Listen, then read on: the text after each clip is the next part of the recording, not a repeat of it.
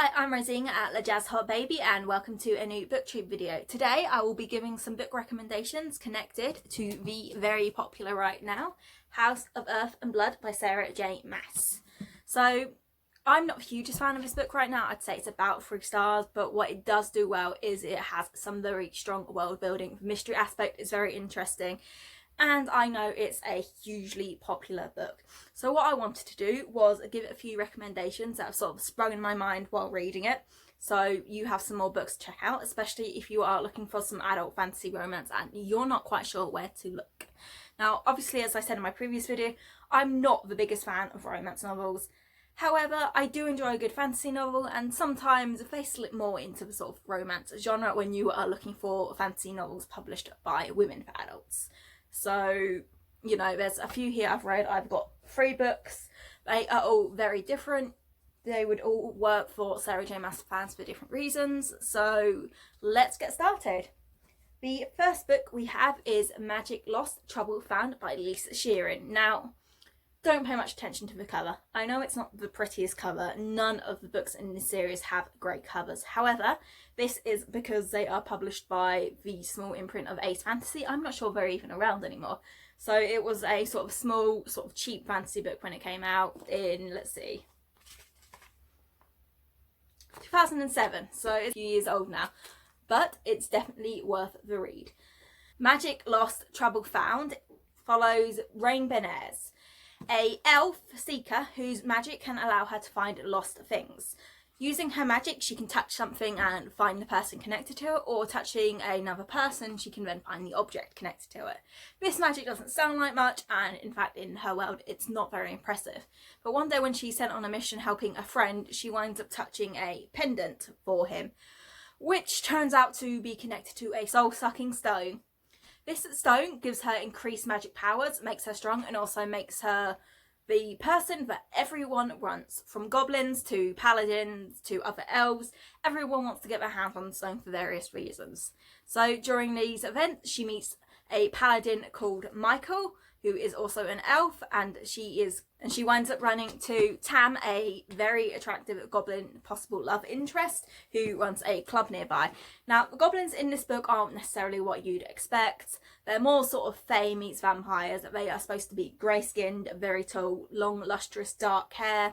They're basically supposed to be incredibly sexy, but very, very dark. They like to fight, kill, that sort of thing. So, you know, you're in for a fun time with them. This book, I will show you it again. This book has very good world building, just like House of Earth and Blood. It's also very in an urban setting, but of a fake magical city, not our world. So you have to have the world building, you have to have the city introduced, but compared to House of Earth and Blood, it doesn't take so long to get into it. So if you are looking for some sort of adventure, if you're looking for some magic that's a bit different, some fun romance, then you can't do wrong with these. You will have to get them either secondhand or from libraries because they aren't really being published so much anymore. But, you know, they're cheap, they're easy reads, and they are definitely worth the read in my opinion.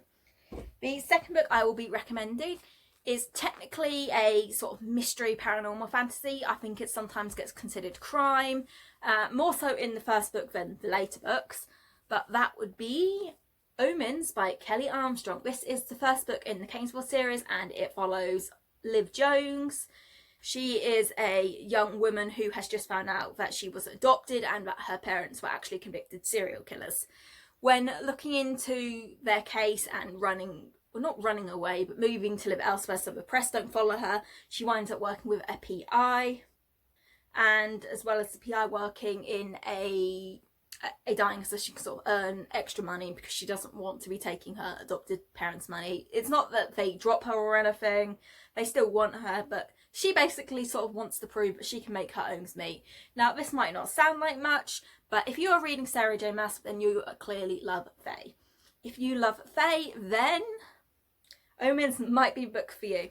The first one, actually I'm not sure how much fae are in the first book, but basically the plot of Kingsville focuses on fae, Welsh fae in fact. Liv is the reincarnation of I'm not sure whether to consider a myth or not, because it's technically is their history, but she's the reincarnation of Matilda. Matilda was closely connected with one Fey prince and one of the leading members of the Hunt. Due to her romance with both, she winds up dying. Because of this, a curse is put on Matilda and on the other two men that they will be reincarnated into lives, and the same thing will keep happening. She will get in a relationship with one of them and the other will wind up killing them.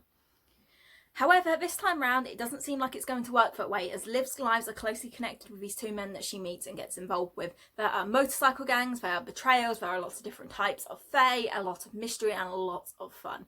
The Cainsville books may not be my favourite books by Kelly Armstrong, but they are a really good series. They're a kind of thick read, they are most definitely adult. If you're someone who enjoys smut, there is definitely some smut being spread out. There usually is with Kelly Armstrong, so you know, you're still gonna get that sort of enjoyment if that's what you're looking for.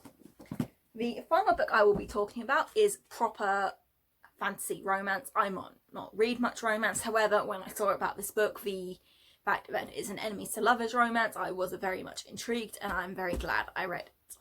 This book would be The Bridge Kingdom by Danielle Jensen. You might have seen about it a little while ago, and I believe it featured in Bakery if you follow the American sort of book boxes.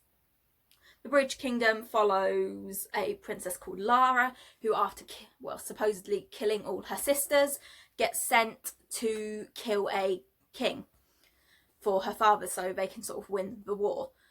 However, this isn't as simple as she'd expect. As she gets to know him, she winds up falling in love with him. There is a lot of betrayal, there is a lot of action, and it's just a lot of fantasy things. If you're looking for a relationship, lots of banter, if you're looking for a proper adult fantasy romance, then this series is for you.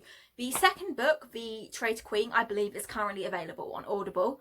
These books are actually published as Audible first, and the author herself is slowly getting them released in paperback and hardback forms.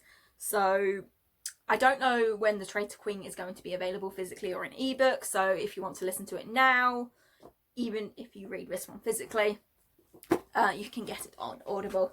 That's it for now, guys. I hope that you will check these books out. If you've read them, then please leave a comment below. If you haven't and you're interested in reading one of them, then please let me know. Just remember to like, subscribe, and possibly leave a comment. Thanks!